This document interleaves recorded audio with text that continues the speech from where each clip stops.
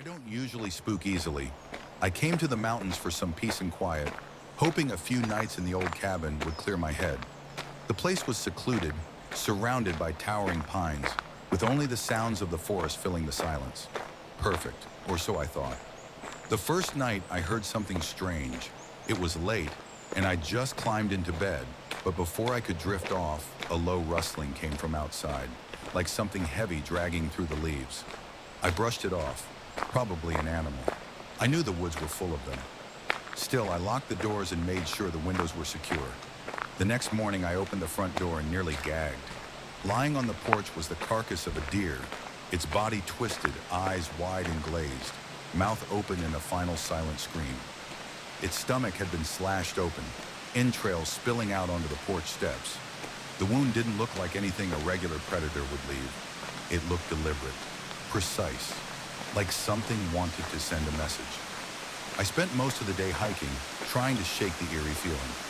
By the time I got back, the carcass was gone, though I didn't remember moving it. The night felt colder than before, darker somehow, and I couldn't shake the feeling that something was watching me from the shadows. Around midnight, the noises started again, this time closer.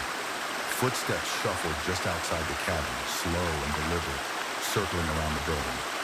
I could hear twigs snapping, the crunch of leaves underfoot, but I stayed still, gripping the blankets, telling myself it was just an animal.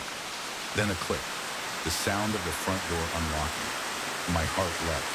I hadn't moved from the bed, hadn't so much as touched the door all night, and yet, someone was inside.